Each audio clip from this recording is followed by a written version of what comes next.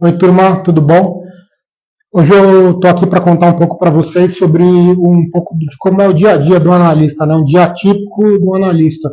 Lembrando que aqui a gente está falando de analista de Equity Research e eu vou falar um pouquinho, tentar contrastar um pouco as diferenças do analista buy side e do sell side, né? O foco aqui da minha presença nas mídias sociais vai ser muito em cima de modelagem financeira e valuation de ações, na verdade, antes de você avaliar uma ação, você está avaliando uma empresa e aí é só dividir pelo número de ações. Mas o uso de um modelo de valuation, ele tem uso nos analistas de equity research, mas além disso, para profissionais de investment banking, para funcionários de finanças de empresa, desde o CFO até pessoas em papéis mais operacionais em finanças corporativas, também consultores, os próprios donos de empresas, assim, às vezes tem uma empresa menor e que o dono olha mais de perto, só que a verdade é que valuation e modelo financeiro, isso aqui é só um preâmbulo, ele é algo que é usado para você basicamente você entender o que está acontecendo na empresa. Eu acredito que você não entende de fato o que está acontecendo na empresa se você não entende como funciona um modelo, né? Você tem empresários que operam de uma forma mais intuitiva e entendem a coisa mais do cheiro, mas a verdade é que se você só entende o impacto das suas decisões nas finanças e na geração de caixa da empresa, quando você sabe modelar. Então, assim, o modelo financeiro ele é uma ferramenta de escopo muito amplo, né? Dá para dizer que todo mundo que tem interesse em entender o que está acontecendo numa empresa tem que entender um modelo financeiro e valuation. Só que o foco aqui hoje vai ser para falar sobre o uso de modelo por analistas de equity research, tanto no buy side quanto no sell side, né? O que faz um analista sell side para começo de conversa? Né? O analista sell side e o buy side, na verdade, ambos, eles têm que, no final do dia, o trabalho é identificar o que em inglês a gente chama de mispriced securities, que na verdade, traduzindo para o português, seria ações fora do preço, né? Você usa através do modelo financeiro e de uma série de atividades que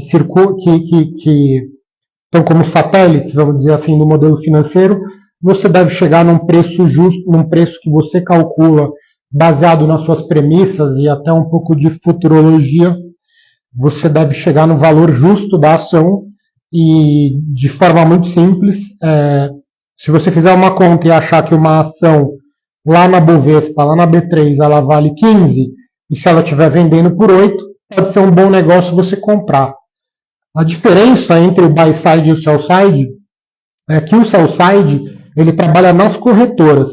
Quem paga o salário do analista sell side no final do dia, já que eu estou falando de carreiras, né?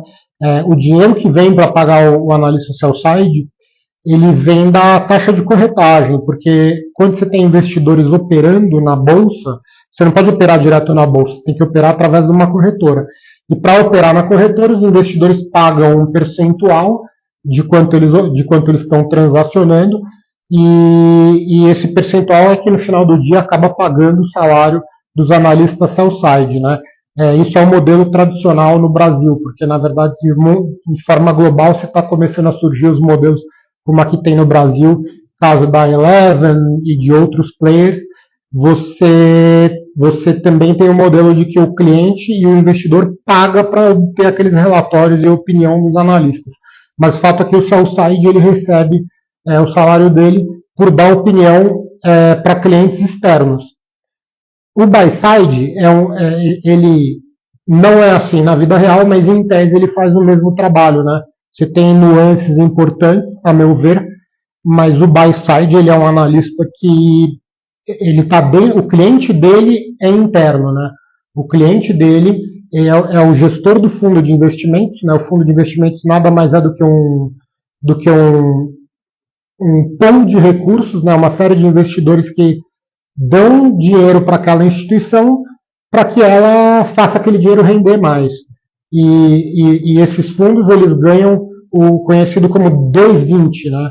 Um fundo de investimento que administre 100 milhões, grosso modo ele vai receber 2 milhões por ano, que é o 2%, né? Que é a taxa de administração, e 20% de taxa de performance, que é o quanto, sem entrar aqui muito em conta, é o quanto esse gestor de recursos consegue fazer o dinheiro render de verdade, comparativo a um referencial. Então, por exemplo, o fundo Bovespa, o fundo vai receber taxa de administração de 2%, nesse exemplo aqui, 2 milhões, e 20% é o que exceder o ganho do Bovespa. Então, por exemplo, você tem um fundo de 100 milhões e a Bovespa no ano rendeu 20%, e você rendeu 50%. Você rendeu 30% acima do Bovespa. Então, você vai receber 20% sobre 30 milhões. Enfim, resumindo aqui, o sell-side é remunerado pela corretagem, o cliente dele é um cliente externo, e o buy-side é remunerado pelo FII que você recebe por estar gerindo recursos. E você, como analista, está ajudando a tomar as decisões para fazer com que o fundo tenha performance. Enfim, talvez tenha me estendido um pouco a mais aqui, mas foi só uma introdução para dizer o que faz o analista sell-side buy-side. Agora, indo um pouco para o dia a dia do analista, eu acho que vale a pena começar de uma maneira simples, né? Eu falei aqui que o objetivo é encontrar ações fora do preço e boas oportunidades de investimento. Como é que você faz isso? Pelo menos da maneira que eu estou me referindo aqui, né? Para o tipo de profissional, porque você também tem analistas técnicos, que olham gráficos, etc. Não é disso que eu estou falando. Eu estou falando do analista fundamental, que olha a coisa sob a ótica fundamentalista. E esse tipo de analista, o que ele tem que fazer, simplificando, fazendo uma simplificação até exagerada. Ele tem que construir um modelo financeiro e alimentar bem esse modelo financeiro. Construir um modelo financeiro, ainda simplificando muito, é você fazer um cálculo no Excel, que é um cálculo que pode ser bastante complexo, aparentemente complexo, se você for organizado e souber e for preparado tecnicamente, é só uma questão de ser trabalhoso, não necessariamente algo de rocket science, né? Não é uma coisa da NASA. Mas o fato é que o modelo financeiro, então você constrói ele no Excel, ok. E o modelo, o que é o modelo? É uma representação da realidade da empresa, né? E partindo das demonstrações financeiras.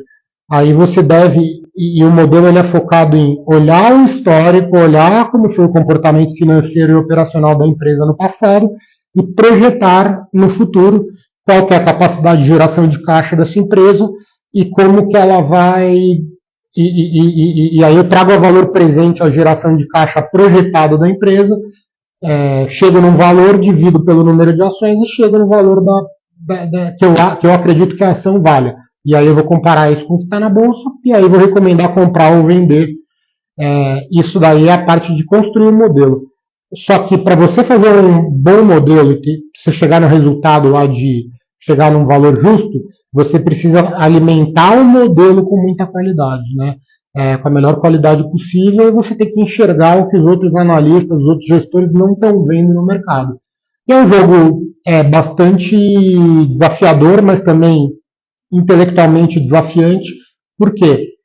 Porque vamos pegar uma ação aqui que todo mundo deve conhecer, imagina, né? A Petrobras, por exemplo. Quando você tem na tela ali a ação da Petrobras negociando todo dia, né, uma das ações mais líquidas, ou a mais, enfim, do Ibovespa, dependendo do período, você tem analistas no Brasil, na Faria Lima, no Leblon, no Rio de Janeiro, pode ter um cara no Acre, e pode ter investidores, tem investidores em Nova York, em Londres, no Japão, e está todo mundo tentando descobrir o que o outro não está sabendo, né? Como é que você faz isso sentado na cadeira e olhando só as demonstrações financeiras da empresa ou só vendo as notícias?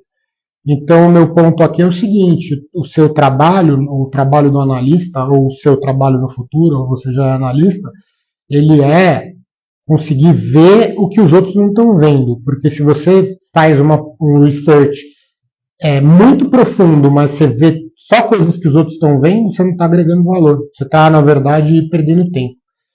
Então, tudo que eu falei até agora, ele tá no sentido de contextualizar por que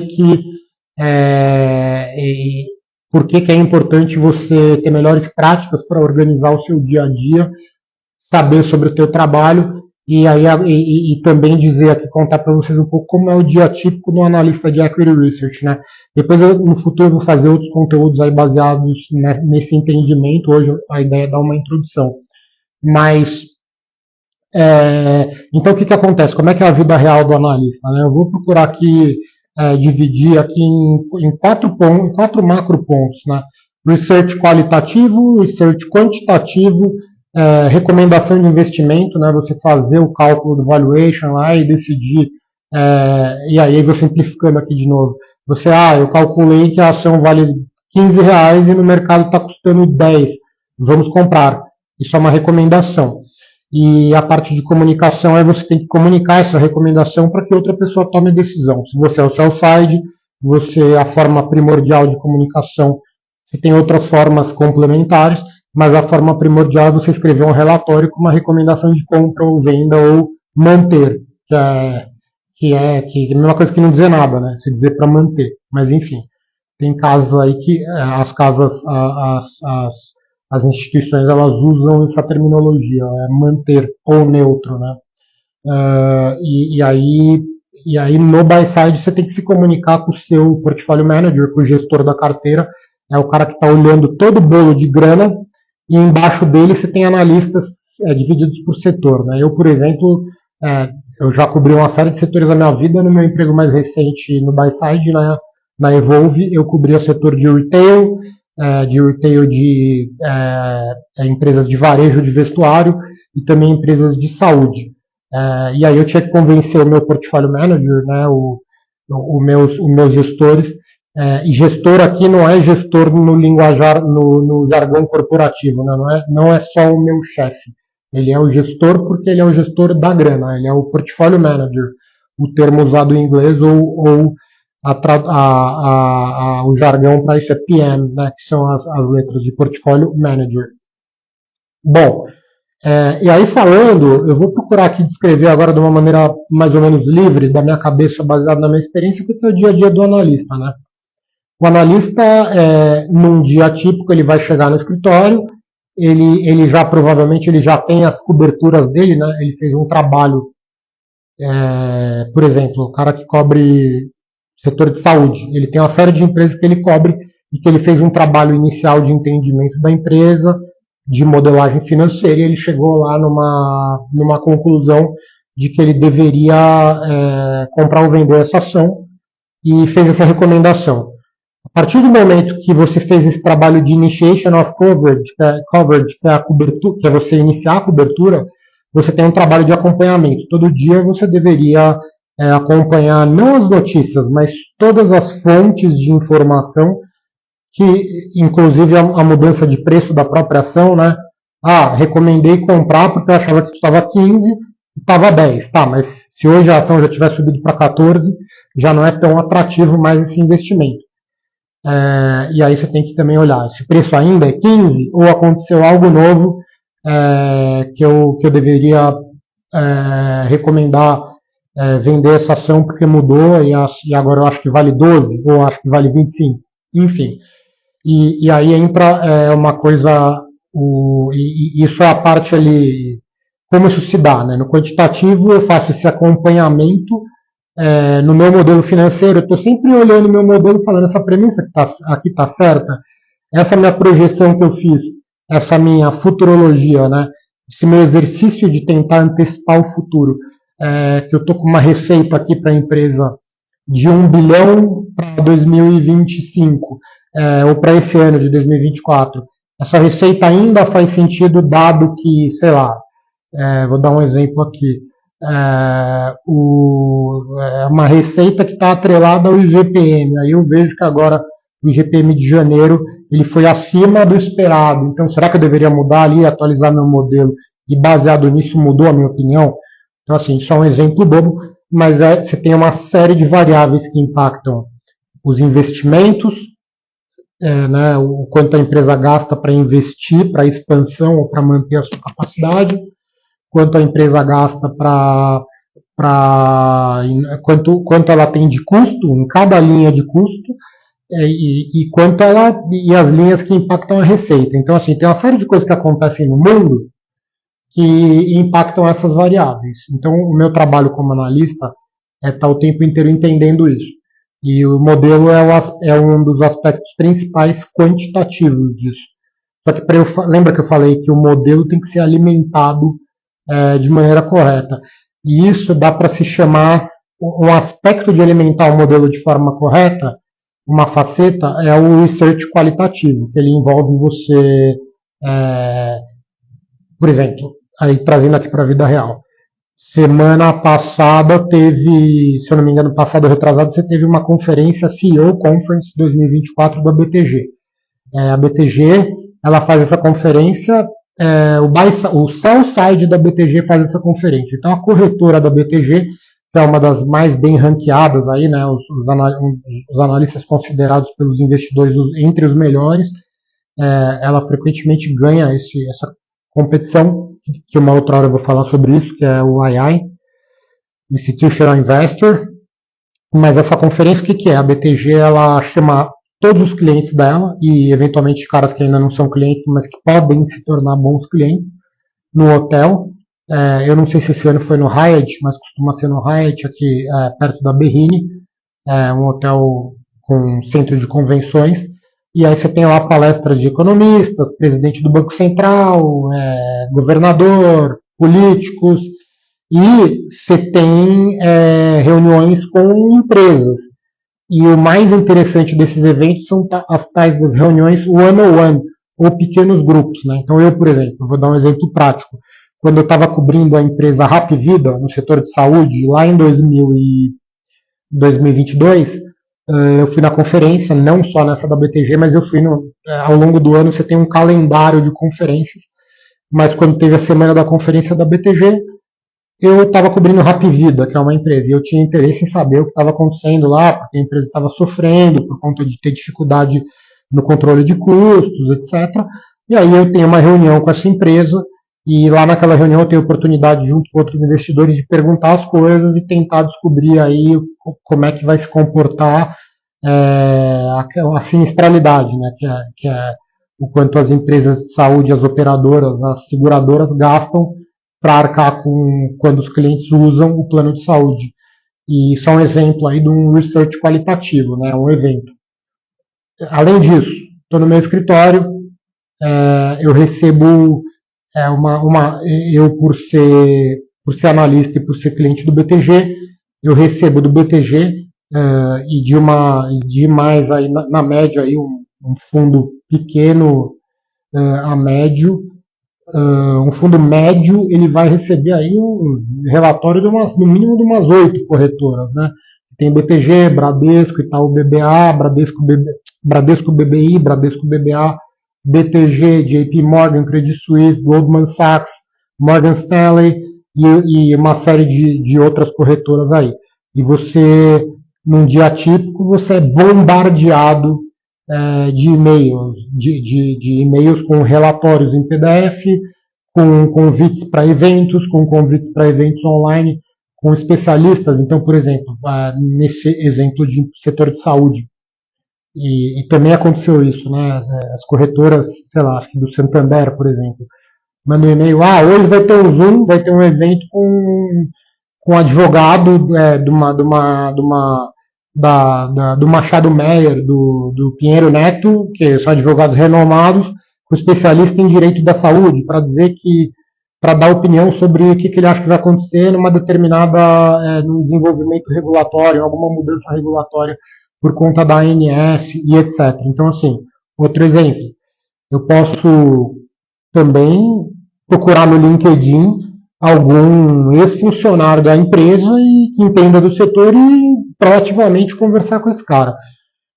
Eu posso descobrir alguma fonte de dados não muito conhecida pelo mercado e que eu consiga, através de análise estatística, descobrir aí uma variável importante aí para o meu modelo. Então, assim, o dia a dia do analista, de grosso modo, é isso, né? Você ter o modelo e você fazer pesquisa e a campo. E uma das coisas legais, uma das coisas importantes e vale destacar aqui, é que é um trabalho bastante desafiador, mas ele é bastante difícil, né? Pode ser às vezes muito difícil, muito estressante, se você não gerenciar bem o seu estresse, mas é também muito desafiante intelectualmente, e você tem muita liberdade para, dependendo da casa, né, dependendo do lugar que você trabalha, e depende do teu chefe, como qualquer empresa, mas você tem uma certa liberdade de fazer research, e o seu objetivo deveria fazer o que eu chamo de research proprietário. Né? O que é proprietário? E é um dos pontos muito importantes aqui. O research proprietário é essa parte que você está tentando ver o que os outros não estão vendo. Porque nesse exemplo aqui, né, eu cubro o setor de saúde, eu cubro a empresa Rapvida ou a Redditor. No evento da BTG, todo mundo vai. No evento do BBI, que eu vou conseguir ter uma reunião com a empresa tal, todo mundo vai. Olhar os dados de sinistralidade que são reportados pela ANS, todo mundo vai. Ler notícia ou ruído de notícia, notícia que não quer dizer nada, notícia velha, né? Porque para gente, para analista, muitas das coisas que saem na imprensa elas são notícias velhas, ou são coisas confusas, ou são sensacionalistas, mas está todo mundo lendo a mesma coisa. Receber relatório dos analistas sell-side, quando você é buy-side, todo mundo está vendo a mesma coisa. E isso que eu estou falando é mais fácil falar do que fazer. Mas eu deveria tentar buscar um contato na indústria, buscar, sei lá, no limite eu posso ir visitar um hospital, né? Eu vou inventar um exemplo aqui com uma empresa que não é listada, mas no meio da pandemia, se a Prevent Senior, por exemplo, ela fosse listada, esse exemplo até meio esdrúxulo, porque aí teria um risco de você pegar Covid, né? Mas enfim, você tem caras que podem, dependendo do tipo de business, você pode ir no hospital e ficar ali olhando e tentar entender o que está acontecendo mais ali, né? Por exemplo, na pandemia, uma discussão importante era assim, o que o cara está fazendo? Ele tá indo no hospital e ocupando o hospital com uma coisa barata, que é barata para o hospital, ou que é uma coisa que é uma bomba para o hospital, né? Sei lá, internação na UTI e exames super caros. Internação cara, exame caro e cirurgia cara. Isso é bom para o hospital, né? É bom para o hospital, mas ele é ruim para a seguradora que vai ter que pagar a conta. Eu posso ir lá e tentar descobrir sozinho, sem ter que esperar uma conferência da BTG. Isso é até uma crítica que eu tenho com muitas pessoas que eu já vi no mercado, mas, de novo, é difícil você fazer isso, você ter esse research proprietário e proativo, porque muitas vezes você cobre muita empresa e não tem tempo, mas um bom analista deveria se esforçar muito para fazer isso, né?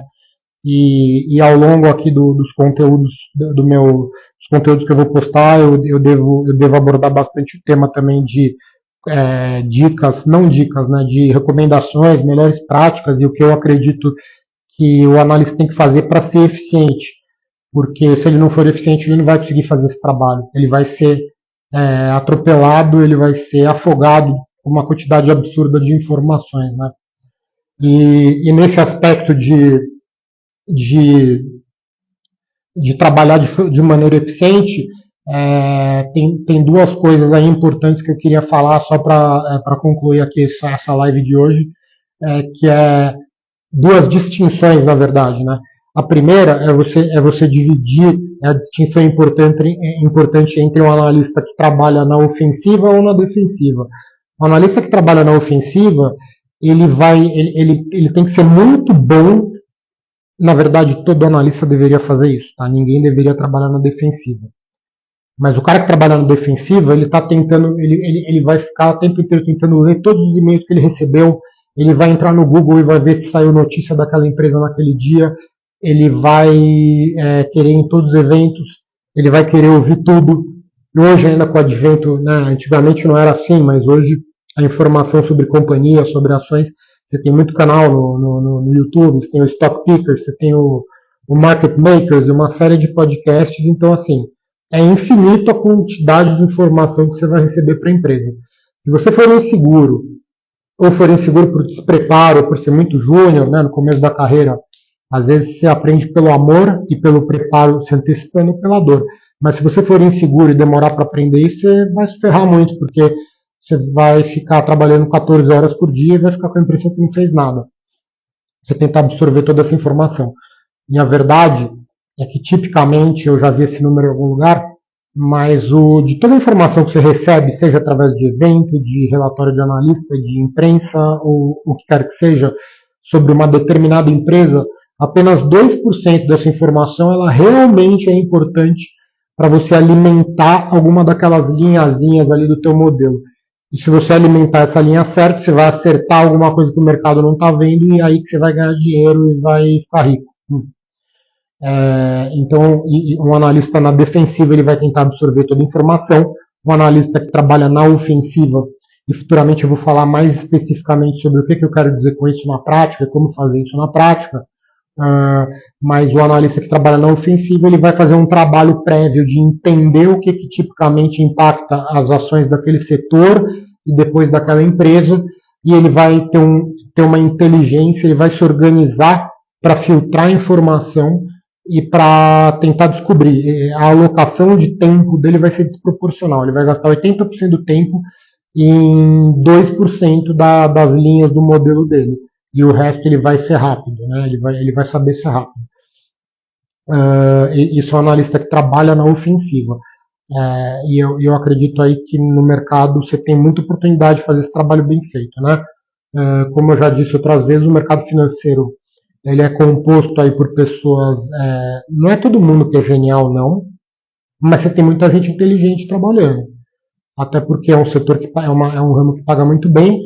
E você tende a atrair pessoas que se sentem desafiadas intelectualmente, gostam de trabalhar duro com isso aqui. Então, você tem muita gente inteligente do mundo inteiro olhando, né? Mas ainda assim, eu acho que entre esses caras inteligentes, eles têm como melhorar a maneira de trabalhar e ser mais eficientes. E a última distinção que eu gostaria de fazer, antes de terminar aqui, é uma distinção entre você ser um analista de ações ou um analista de empresas. Às vezes você pode cair na armadilha, especialmente quando você aprende essas ferramentas de análise, fazer modelo, etc., a querer saber tudo da empresa e cada detalhe. E a verdade é que você deve analisar os aspectos da empresa que impactam a ação. Então, se tem algo acontecendo lá e a empresa divulga um monte de detalhe sobre uma coisa sobre a qual que ela não vai impactar o preço da ação, você está perdendo tempo e às vezes você vai ficar com tentação de ficar sabendo um monte de detalhe que não importa. E aí eu gosto de usar o exemplo de um setor que eu já cobri, é o setor de empresas aéreas, e você tem pouquíssimas coisas realmente importantes que impactam, né? E aí aqui eu vou falar sem contextualizar muito, mas, por exemplo, o yield, que é o quanto você paga para voar 1 km, né? Quanto os passageiros no agregado estão pagando cada um para voar 1 km, o quanto o avião está cheio, que é o load factor, e talvez se você conseguir tiver uma bola de cristal seria legal saber prever o preço do petróleo. Cara, com essas 3 coisas, assim, se você souber, você não precisa nem ir pro escritório, né? Vai ganhar dinheiro pra caramba. Se você souber e os outros não souberem, né? Se todo mundo souber a mesma coisa, de novo, sem novidade. Então, assim, e aí dando um exemplo prático da perda de tempo, né? Quando eu era analista no Safra e cobri o setor aéreo, a ANAC, a Agência Nacional de Aviação Civil, ela divulga, eu não sei se hoje ainda está assim, mas mensalmente, os dados da indústria, né, agregados. Como é que está a demanda, como é que tá a demanda da indústria, né, e a oferta também da indústria. E isso daí é uma informação que, na hora que ela sai, se ela sair com o mercado aberto, 1 segundo ela está no preço. Está no preço quer dizer que as ações já passam a refletir aquela coisa que foi divulgada. E eu, quando eu estava no sell-side, e era normal, você trabalhando no sell-side, quase todo mundo solta um comentário a respeito disso, né? Mas a pergunta é, se é uma informação que já foi divulgada e que está todo mundo sabendo, já está no preço, para que eu vou gastar tempo escrevendo e escrevendo uma coisa bonitinha em inglês e etc, para divulgar para todo mundo. Muitas vezes o analista ele perde tempo só para, sabe aquela coisa, com medo de perder o emprego, ele faz uma coisa que não agrega valor. E isso é um vício da indústria. Não é fácil você não fazer isso, né? Você fazer o que eu estou falando, que é ignorar o que você sabe que não importa. Porque às vezes o cara escreve lá e faz o trabalho dele só para como hedge, né? Como proteção para não perder o emprego. Mas se você gasta tempo nisso, está deixando de gastar tempo numa outra coisa valiosa que você poderia estar fazendo. Então a minha ideia, como eu já disse outras vezes aqui no canal e aqui no Instagram, é passar para vocês aí melhores práticas para quando vocês forem analistas ou mesmo quem já conseguir fazer um bom trabalho aí e se destacar da multidão, né? É isso, pessoal. Obrigado. Logo mais a gente se fala de novo. Um abraço.